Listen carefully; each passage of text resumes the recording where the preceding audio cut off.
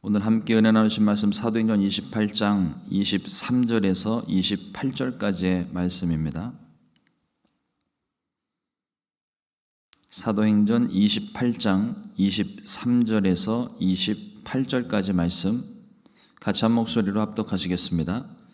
그들이 날짜를 정하고 그가 유숙하는 집에 많이 오니 바울이 아침부터 저녁까지 강론하여 하나님의 나라를 증언하고 모세의 율법과 선지자의 말을 가지고 예수에 대하여 권하더라.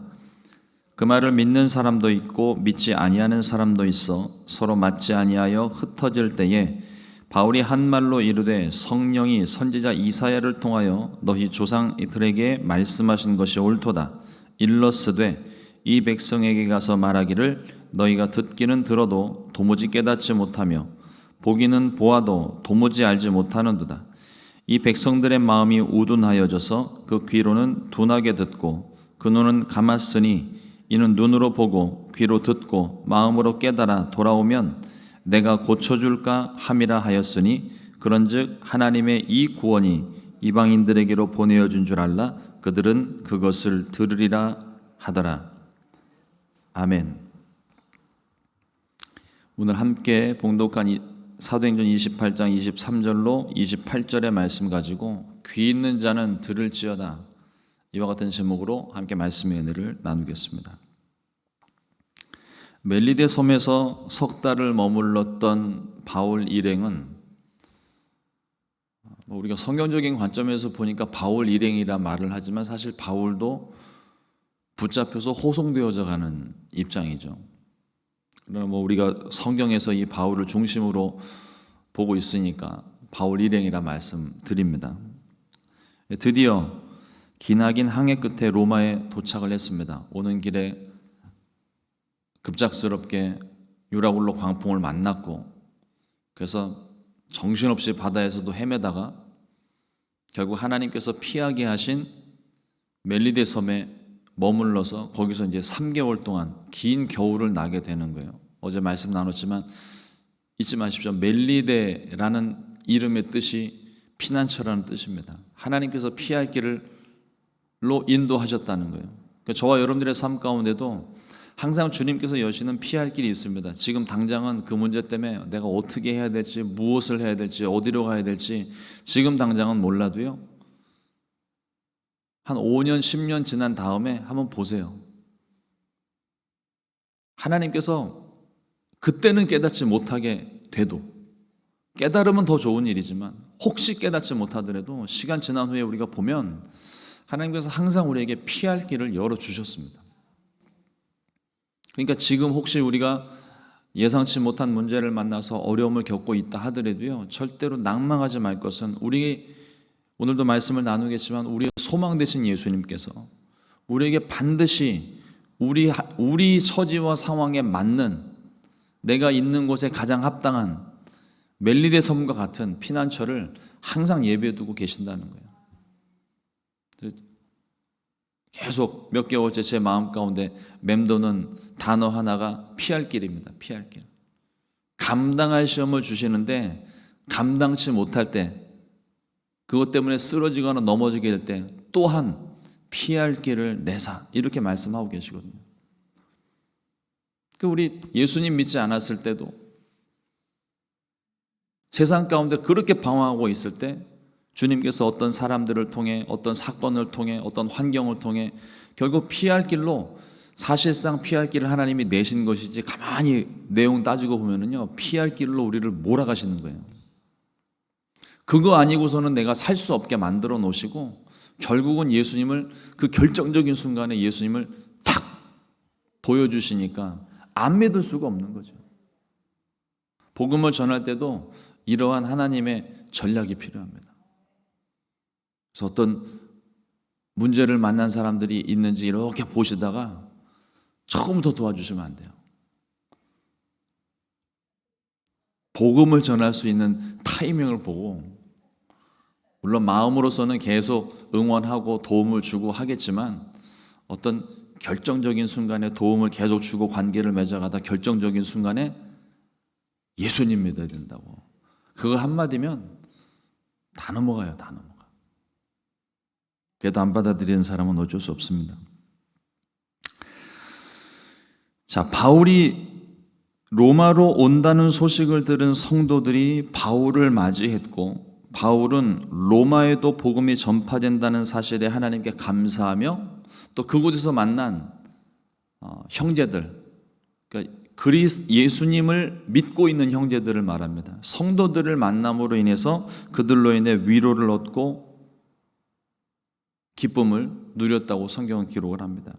그러니까 복음의 능력을 확인을 했기 때문에 그렇습니다. 어떤 복음의 능력이냐면 로마에 아무도 복음을 전하러 온 적이 없습니다.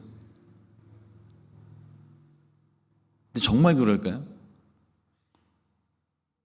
바울이나 베드로, 주의 사도와 같은 굵직굵직한 사람들이 오지 않았을 뿐이지 복음이 전하여 져 있는 상태입니다. 여기에 형제들이 와 있잖아요. 여기에 성도들이 이미 있습니다. 내가 복음을 전하지 않았지만 어느 누군가가 복음을 전했다는 거예요. 우리 한국의 초기 기독교 역사를 보면은요, 참 이게 기독교 역사상 전무후무한 기록 중에 하나가 뭐냐면 선교사들이 들어오기 전에 이미 성경책을 자기 나라 말 언어로 가지고 있는 나라는 대한민국이 유일한 거예요. 그만큼 복음의 열심이라고 해야 되겠죠.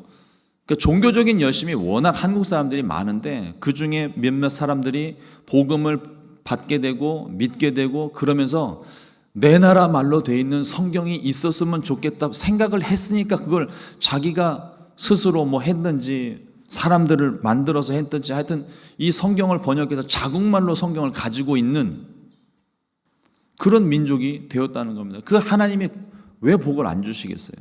그 정도 복음에 대한 말씀에 대한 또 하나님에 대한 관심과 깊이가 있는데 하나님이 왜 복을 안 주시겠습니까?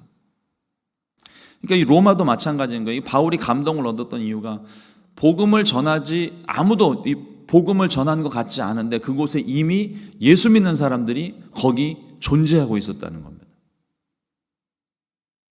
그것이 큰 위로가 된다는 것이죠. 저와 여러분들이 세상 가운데 홀로 있는 것 같을 때 또 특히나 가족들 중에 예수 믿는 사람이 아무도 없어서 그 가족들을 위해서 기도할 때 얼마나 힘이 들어요. 얼마나 외롭습니까? 그런데 그때 우리에게 힘을 주는 사람들이 지금 여러분들 옆에 앉아 계신 성도님들입니다. 구역 식구들인 거예요. 그런 일들에 대해서 부끄러워서 기도 제목을 내놓지 못하면요, 아무도 알지 못하여 기도해 줄 수가 없습니다. 그럴 때 함께 기도해 줄 수 있는 형제 자매들이 있다는 게 이게 얼마나 큰 위로가 되는지 몰라요. 항상 서로를 위해 기도하면서 중보할 수 있게 되기를 축복합니다. 바울이 드디어 로마에서 이제 마지막 복음을 전하게 되는데 그 내용과 결과에 대해서 오늘 말씀을 나누고 적용하는 시간을 좀 가지려고 합니다. 첫 번째, 바울이 붙잡혀 온 이유에 대해서 먼저 말씀을 합니다. 바울이 로마에 도착한 후에 유대인 중에 높은 유력한 사람들을 청하여서 자신의 집으로 청하여서 자신은 죄가 없다고 먼저 말을 합니다. 바울은 유대인으로서 그것도 바리새파 출신으로서 율법을 목숨처럼 소중히 여기는 사람, 나는 그런 사람입니다 라는 것을 먼저 말을 했고요. 다만 이방인들에 대해서는 예루살렘 교회의 결정을 따라 우상의 더러운 것과 음행과 목매어 죽인 것과 피를 멀리하라는 것 외에는 어떤 것도 금할 수 없기에 이방인들에게는 할례를 강요하지 않았을 뿐이었습니다. 그런데 유대인들은 마치 바울이 율법을 거부하고 지키지 말라고 가르쳤다는 식으로 선동하면서 모함하고 죽이려 했던 것이죠. 근데 가만히 우리가 이 사도행전을 볼 때에도 잘 분별해서 보셔야 되는 게 지금 바울이 말하고 있는 유대인들이 어떤 유대인들인지를 잘 보셔야 돼요. 유대인들도 예수 믿는 유대인이 있고 예수 안 믿는 유대인이 있는 거예요.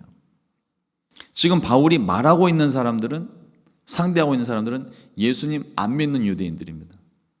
형제들을 보는 게 아니라 유대인과 유대인 입장에서 지금 이야기하고 있고 유력한 유대인들에게 자기가 이곳에 온 목적에 대해서 이야기하는데 나는 죄 지은 일이 없는데 율법을 어긴 적이 없는데 예루살렘에 있는 형제들이 내 형제들이 내가 율법을 무시했다고, 내가 율법을 거부했다고, 지키지 말라고 했다고 그렇게 내가 가르쳤다더라, 이것 때문에 내가 여기 잡혀왔다는 설명을 지금 하고 있는 거예요.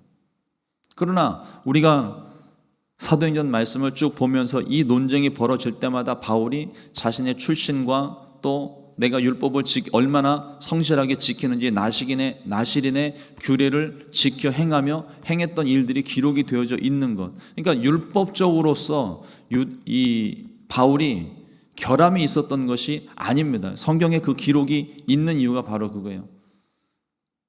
무죄하다는 것이죠. 단지 이 바울이 잡혀온 이유는 예수님의 복음을 전한 것, 그 복음을 전한 일 하나 때문에 미움을 얻어서 모든 것들이 어그러져서 그래서 붙잡혀오게 됐다는 것을 이야기를 하고 있습니다. 비록 로마인의 손에 죄수로 잡혀왔지만 로마법으로서는 이미 가이사랴 지역에서 이미 확정적은 아니지만 이미 가이사에게 재판을 신청했기 때문에 무엇을 이야기할 수는 없지만 확정적은 아니지만 혐의를 찾을 수 없다는 내용을 이미 확인을 했습니다. 다만 유대인들의 종교법에 심한 반대가 있어서 로마 시민권을 가지고 있는 나 바울이 어쩔 수 없이 가이사에게 상소했으므로 로마까지 오게 되었다는 그간의 일들을 설명을 하는 겁니다. 혹시라도 로마에 있는 유대인들 사이에 오해가 있을까봐 바울은 조심스럽게 민족을 고발하려는 것이 아니라 나의 무죄함을 인정받기 위해 로마에 온 것이라고 소개를 합니다. 그러나 이것은 바울의 복음의 열정을 생각해 볼 때 이건 표면적인 이유에 불과한 것이고 사실상 로마에 온 것은 복음 전하러 온 거예요. 이 복음 전하려고 유라굴로 광풍도 뚫고 3개월을 기다렸다가 기어코 로마에 오게 된 것입니다. 성령께서 인도하셨고 환난과 어려움 속에서도 하나님께서 지켜주셨습니다. 바울은 로마에 도착했을 때 로마에 있는 성도들을 만나서 큰 위로를 얻었습니다. 아마도 하나님께서 이 사람들을 위로하시려고 나를 보내신 것이 아닐까라는 생각을 했을지도 모릅니다. 일부분은 맞습니다. 그러나 진짜 목적은 복음이 전해진 적 없는 이 로마에 공식적으로 복음을 전하게 하시려고 이 바울을 보내셨고 그 바울에게 힘을 내라고, 당신이 복음 전하는 일을 하지 않았어도 이곳에 성도들이 있다는 것, 하나님의 사람들이 있다는 것을 보여줌으로 오히려 바울의 마음속에 더 담대함을 갖게 하시는 거예요. 그러니까 이게 어떤 의미인가 하면 바울이 복음을 전하여도 복음을 전하지 않아도 하나님의 복음은 계속 확산되어져 가고 있다는 사실을 단적으로 보여주는 거거든요. 그러니까 그것을 인하여 바울이 더 담대함을 얻게 되는 겁니다. 내가 전하는 이 복음을 이 사람들이 오늘 받아들이지 않더라도 결국 하나님의 나라는 왕성하게 될 것이다. 주의 복음은 계속 확산되게 될 것이다. 이 믿음을 갖게 되니까 바울이 더 용기를 내게 되는 것입니다. 우리를 이 땅에 보내시고 구원하시고 또 교회를 섬기게 하신, 사람들을 만나게 하시고 어려운 이들을 보게 하신 하나님의 목적이 무엇일까요? 하나님의 뜻을 이루라고 하시는 줄로 믿습니다. 내가 구원받은 것처럼 그들도 구원을 얻게 하려고, 또 위로가 필요한 사람들에게 위로를 전하고 사랑이 필요한 사람들에게 사랑을 전하게 하시려고 나를 보내신 줄로 믿습니다. 수많은 사람들 앞에 하필이면 그 사람이 내 눈에 확 띄어 보였을까요? 그 사람을 위해 기도하고 그 사람에게 복음을 전하고 그 사람의 사랑을 전하라고 우리를 보내신 게 아닐까요? 주의 목적대로 귀하게 쓰임받아 열매 맺게 되시기를 주님의 이름으로 축원을 드립니다. 두 번째로 바울이 전한 이스라엘의 소망에 대해서 말씀을 나눕니다.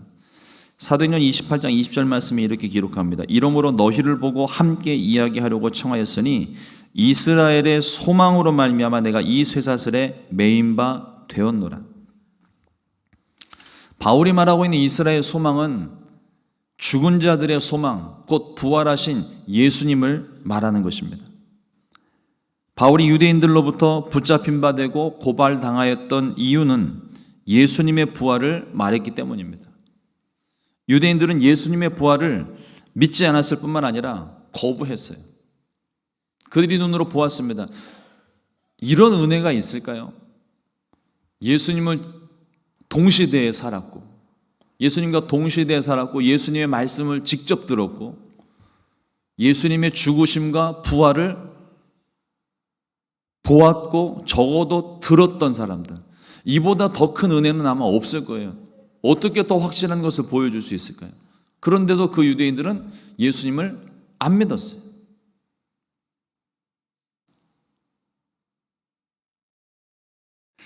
그들 가운데에도 부활에 대한 교리를 가지고 있는 사람들이 있었습니다. 그렇다 할지라도 적어도 예수는 아니라는 거예요. 근데 이 바울의 말을 들은 로마의 유대인들, 특히 유력한 유대인들은요, 바울에 대해 좋지 않은 일들, 유대 지역에 일어났던 일들에 대해서 그 소동과 난리에 대해서는 자신들은 알지 못한다고 이야기를 합니다. 정말 몰랐을까요? 유대 사회에 아주 떠들썩하게, 그리고 소아시아 지역에 가는 곳마다 복음이 전해지고 막 교회가 일어나고 있는, 그래서 그 교회들을 막 어떻게든 좀 무너뜨리려고 유대인들이 쫓아다니면서 막 방해를 하고 있는데, 일반 유대인들도 아니고 로마에 살고 있는 유력한 유대인들이 정말 몰랐을까요? 여러분, 우리 이민사회에 지금 살고 있잖아요. 이 넓고 넓은 미국 땅에 이민사회가 곳곳에 50개 주에 다 흩어져 있습니다. 근데 이민사회가 넓습니까? 좁아요. 이민사회는 좁을 수밖에 없어요. 그것도 이민사회 안에서 뭐 미국 사람들의 이야기가 아니라 이민사회 안에 한인들에 대한 이야기는요, 더없이 좁습니다. 무슨 일이 일어나면은요, 저기 하와이 뭐 마우이 섬에 무슨 일이 벌어졌는지 뭐 우린 뉴스를 통해서 알고 있지만, 뉴스를 통해서 들려지는 공식적인 것 외에도 그 교회에 어떤 집사님이 무슨 짓을 했는지 우린 다 알아요. 마우이 섬에 계신 성도님들께는 죄송합니다. 그냥 예로 들은 거예요. 혹시라도 이 설교를 들으실까 봐. 어디에서 뭘 했는지 이민사회 안에서는 다 압니다. 근데 이 유대인들이, 그것도 유력한 유대인들이 그걸 몰랐다고요? 몰랐던 게 아닙니다. 그러니까 바울이 말하는 것에 대해서 알고 있어요. 바울이 어떤 것을 하는지, 어떤 말들을 하는지, 왜 잡혀왔는지 유력한 유대인들이기 때문에 다 알고 있습니다. 그러나 바울이 로마 시민권자예요. 뭐 그 유력한 유대인들도 로마 시민권이었는지는 모르겠지만 일단은 로마 시민권자이기 때문에 함부로 할 수가 없어요. 그것도 가이사에게 재판을 청했어요. 그래서 더더욱 함부로 할 수가 없는 겁니다. 괜한 분란을 일으키고 싶지 않으니까 모른 척하고 있는 거예요.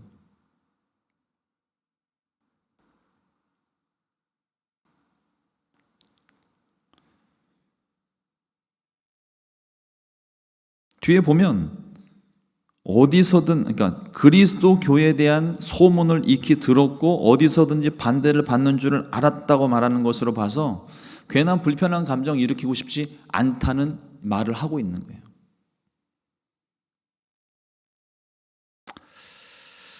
우리가 전하는 예수님, 우리의 소망 되신 예수님을 힘써 전해야 될 줄로 믿습니다.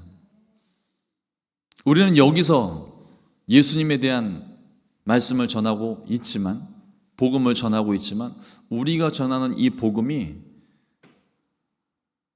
시카고 바람을 타고 주변 지역에 막 나가요. 안 그럴 것 같죠? 영의 세계에서는 충분히 가능합니다. 얼마든지 가능해요. 우리가 여기서 열심히 복음 전하는 일이요, 한국에 이미 소문이 다 났어요. 아니, 그 웃자고 하는 소리가 아니라 진짜로 하는 얘기예요. 복음이 전해지는 것은 반드시 확산되게 되어 있습니다. 그러므로 내가 지금 복음 전하는 것이 열매가 없다고, 믿는 사람이 없다고 낙심하지 마세요. 우리가 H마트나 중부시장에서 복음을 전하는, 노방전도하는, 여러분 사실상 노방전도는요, 열매 맺는 확률이 거의 없습니다. 한국에 있을 때에도 그런 간증을 제가 숱하게 들었거든요. 그나마 여기 이민사회 안에서 중부시장, H마트에서 우리가 복음을 전하면 가끔씩 아는 사람이라도 만나잖아요. 개척교회 목사님들, 또 노방전도 하시는 분들, 그냥 한국에서 그냥 지하철 생자 초면에 다 정신없이 바쁘게 가는 그런 사람들한테 전도지를 나눠줍니다. 전도지 나눠주면은요, 불과 10m 앞에 있는 쓰레기통이 순식간에 전도지로 꽉 차버려요. 땅바닥에 막 버려지고. 그러니까 그걸 보고 있으면 내 마음이 막 무너져 내립니다. 예전에 저도 말씀드렸잖아요. 처음 전도사 되고 새로운 개척한 교회 가가지고 전도 훈련 받을 때, 그때 아파트에 사람도 살지 않을 때요, 공사도 중공검사도 끝나지 않았을 때 거기 엘리베이터마다 쫓아다니면서 그 엘리베이터에 있는 유리 밑에다가 전도지 붙이고 다니고, 각각 집 호수에 사람도 들어오지 않은 곳에 막 기도하면서 전도지 갖다 붙여놓고 했습니다. 열매가 있겠어요? 아무도. 그 사람 입주자들 들어오기도 전에 페인트 공들이 다 페인트 칠하면서 다 떼어버리면 얼마나 욕을 했겠어요. 과연 이게 열매가 있을까? 그런데 하나님이 열매를 맺게 하시는 게 놀라운 사실은요, 복음 전했을 때 전도지 받고서 예수 믿는 사람들이 별로 없는데, 나는 동쪽에서 복음을 전했는데 주님께서 성도를 보내실 때 서쪽에서 보내시더래요. 그러니까 내가 뿌리는 이 씨앗이요, 이미 지구를 한 바퀴 다 도는 거예요. 동쪽으로 간 사람 전도지가 서쪽에서 날라오니까. 여러분, 우리가 주님을 위해 하는 일은요, 아무도 알아주지 않는 것 같아도, 내 눈에 아무런 열매가 보이지 않는 것 같아도요, 열매가 없는 게 아닙니다. 반드시 열매가 있어요. 하나님이 열매 맺게 하시는 거예요. 이 땅에서 열매 맺지 않아도 하늘에서 열매가 맺힙니다. 절대로 낙심하지 마시고요. 또 외롭다고, 아무도 날 도와주지 않는다고, 여러분, 우리 오해입니다. 주님이 우리와 함께 계시잖아요. 주님이 돕고 계시잖아요. 아니, 세상 1000명이 나를 도와준들 주님 한 분이랑 바꿀 수 있을까요? 외로운 게 아닙니다. 내가 깨닫지 못하는 거예요.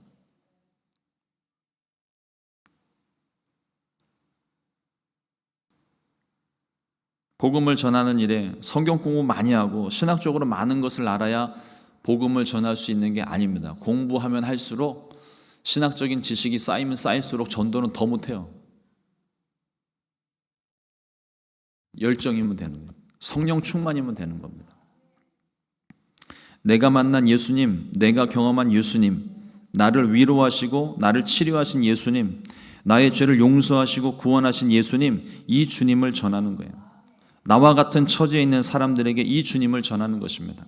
이러므로 오늘 하루 나와 같은 경험, 나와 같은 상황에 있는 분들, 혹 그렇지 않다 해도 누구든지 오늘 만나게 되시는 모든 분들에게 예수님의 소망을 전할 수 있는 기회를 얻게 되시기를 주님의 이름으로 축원합니다. 세 번째로, 귀 있는 자들에게 향하는 복음입니다. 바울은 이제 날짜를 정하여, 이제 유력한 지도자들뿐만 아니라 그 로마 지역에 있는 모에는 아마도 한인센터 정도쯤 되겠죠. 유대인들이 이렇게 모여있는 그곳에 유대인들만 다 불러 모아서 복음을 전할 수 있는 기회를 만듭니다. 바울은 모세의 율법과 선지자들의 말이 예수님을 통해 어떻게 이루어졌는지 하나님 나라 복음에 관하여 아침부터 저녁까지 끊임없이 가르쳤습니다. 근데 말씀을 보면서 제가 참 놀라운 게, 이 바울이 처한 상황이나 예수님의 때나 똑같은 거예요.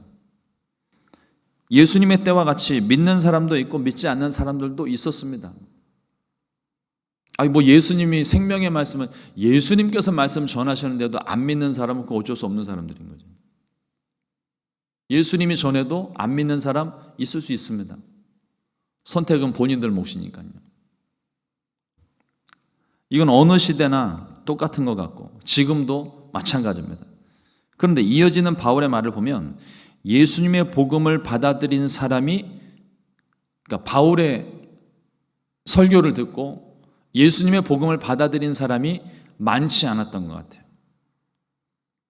대부분의 유대인들이 시간 낭비했다면서 자리를 박차고 일어날 때 바울이 드디어 한마디를 합니다. 이사야의 말씀을 이용하여 책망하는데 사도행전 28장 27절 28절 말씀입니다. 이 백성들의 마음이 우둔하여져서 그 귀로는 둔하게 듣고 그 눈은 감았으니 이는 눈으로 보고 귀로 듣고 마음으로 깨달아 돌아오면 내가 고쳐줄까 함이라 하였으니 그런즉 하나님의 이 구원이 이방인에게로 보내어진 줄 알라 그들은 그것을 들으리라 하리라.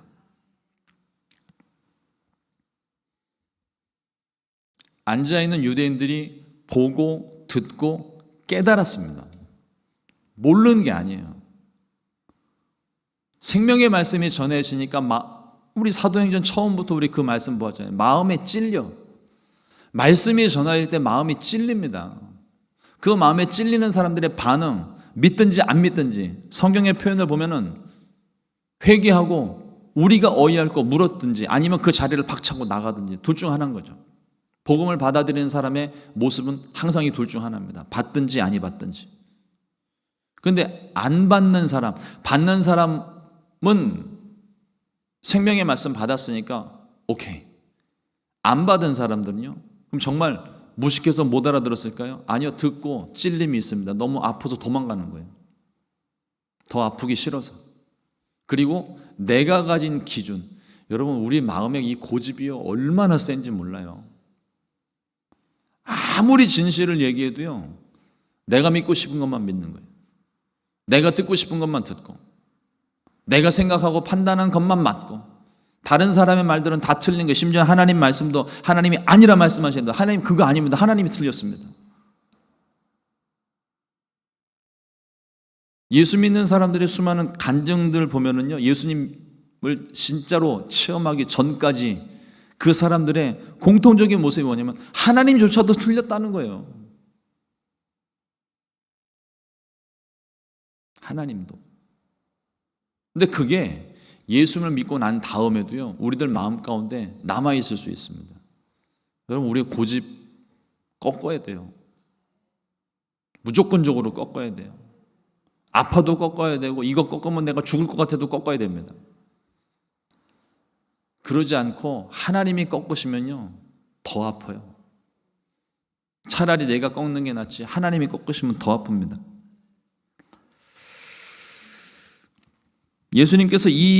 예수님도 이 말씀으로 유대인들에게 말씀을 하셨었는데 복음이 선포되지만 마음이 어둡고 우둔하여 듣고도 보고도 깨닫고도 믿지 못한다는 말씀, 사실상 거부했다는 말씀을 하고 있는 겁니다.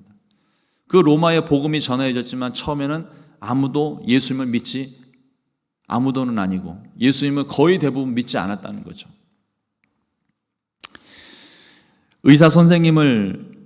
아파서 의사 선생님을 만나게 되면 선생님이 우리에게 이렇게 해라 저렇게 해라 이 약 먹어라 저 약 먹어라 이건 먹지 말고 요건 먹어라 뭐 이런 식으로 막 처방전을 내려주고 약을 처방을 해줍니다. 그런데 듣고도 행하지 않으면 아무리 세상 없는 명의를 만났어도요 그 병은 고칠 수 없습니다. 스스로가 의사인 거더라고요. 우리 권사님들 중에는 그런 분들 안 계실 거라고 저는 믿지만 병원 가서 어떤 상황 때문에 약을 처방을 받고 오면은요 보통은 한 3일, 일주일 이렇게 먹으라고 이야기하는데 한두 번 먹으면 몸이 금방 호전되는 사람이 있어요. 그러면 한두 번 먹고 약을 더 안 먹어요. 남은 약을 잘 보관해 둡니다. 그리고 다음번에 그 비슷한 증상이 나오면 그 약을 꺼내 먹는 거예요. 유통기한은 이미 지났습니다. 저는 숱하게 봤거든요. 내가 의사인 거예요, 내가. 여러분, 근데 어느 이제 외국분이셨는데 그 외국분이 그 아내 되시는 분을 책망하면서 그 말씀을 하시더라고요. 네가 의사냐? 왜 네 맘대로 결정하냐고. 그러시더래요. 근데 그 얘기를 듣고서도 이분은 그거를 못 고치는 거예요. 괜찮아지면은 약 뒀다가 2년 뒤에 3년 뒤에 또 비슷한 증상 나오면은 그때 이제 약 꺼내서 먹는 거죠.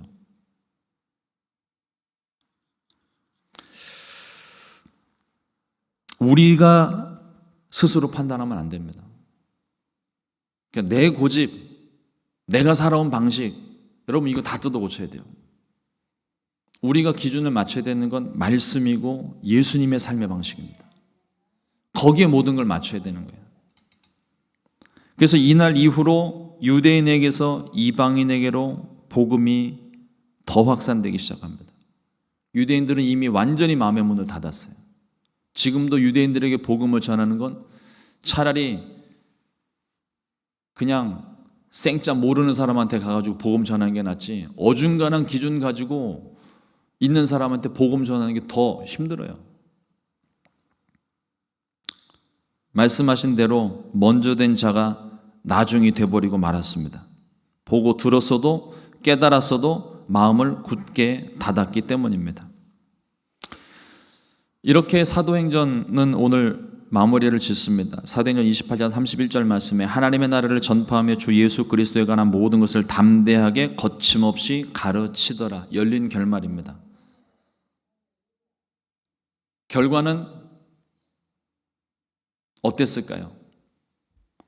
주의 복음은 계속 확산되어져 나갔습니다.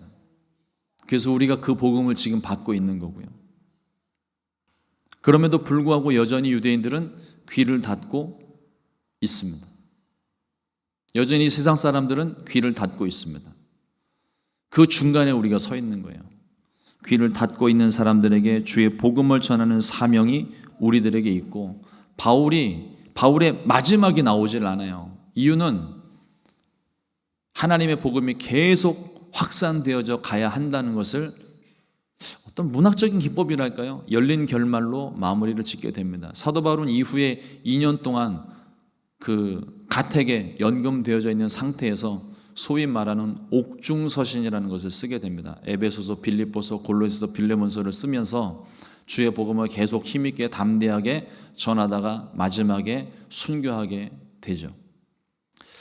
우리가 이 사도행전 말씀을 쭉 보면서 우리에게 주시는 말씀들이 참 많이 있었으리라고 생각을 합니다. 이 사도행전을 통해서 우리가 꼭 기억해야 될 것은 우리가 성령 충만해야 되는 것이고, 우리가 성령 충만하게 된 것은 내 능력, 내 자랑이 아니라 주의 복음을 담대하게 전하라고 성령 충만 주시는 거예요. 그리고 또 주의 복음을 전하려면 성령 충만해야 되고요. 그러므로 항상 우리가 이 복음 전할 수 있는 기회를 얻기 위하여 끊임없이 우리가 말씀대로 살고 성령 충만한 삶을 살고, 끊임없이 주변들을 살펴보면서 주님이 필요한 사람들이 누굴까? 나와 같은 처지에 있는 사람들이 누굴까? 내가 경험하지 못한 일들에 대해서 내가 말을 하기가 어렵잖아요. 근데 경험한 것에 대해서는 물론 조심해야 됩니다. 교만하고 모습으로 비춰지지 않도록 늘 조심해야 되고, 주의 복음을 전하여서 바울처럼 주의 복음이 땅끝까지 전하여지는 일에 저와 여러분들 모두 귀하게 쓰임받게 되시기를 주님의 이름으로 축원합니다. 기도하겠습니다. 하나님, 사도행전의 말씀을 통하여서 주의 복음이 확산되어져 가는 모습을 봅니다. 오늘날에도 똑같은 모습들을 우리가 보게 되는데, 하나님, 이와 같은 일들에 우리가 담대할 수 있게 해주시고 낙심하지 않게 도와주시고, 내게 맡기신 사명, 그저 복음을 전하는 일에만 우리가 집중하고 오직 주님 땅끝까지 복음 전하는 일에 이 한 몸 작게나마 쓰임받을 수 있게 주님 우리를 사용하여 주시옵소서. 성령으로 충만하게 하시고 말씀으로 충만하게 하시고 담대할 수 있게 하시고, 또 우리 주변 모든 사람들을 늘 돌아보며 어려운 이들, 힘든 이들 사랑하고 섬기고 구제할 수 있도록 우리의 눈을 열어주시고 보게 하여 주시옵소서. 그래서 복음을 전할 수 있는, 예수 믿는 사람들의 모습을 보일 수 있는 기회를 다 얻게 하여 주시옵소서. 오늘 하루도 우리에게 허락하신 시간, 우리에게 허락하신 소중한 순간들 잊지 않고 잘 기억하여 주님 목적대로 쓰임받는 복된 삶이 되도록 도와주시고, 주님의 사명 감당할 때에 건강함 잃어버리지 않게 지켜주시옵소서. 이 새벽에 주님 앞에 기도하는 모든 것들을 위해 하나님 응답하여 주옵소서. 예수님 이름으로 축복하고 기도드렸습니다. 아멘. 주님과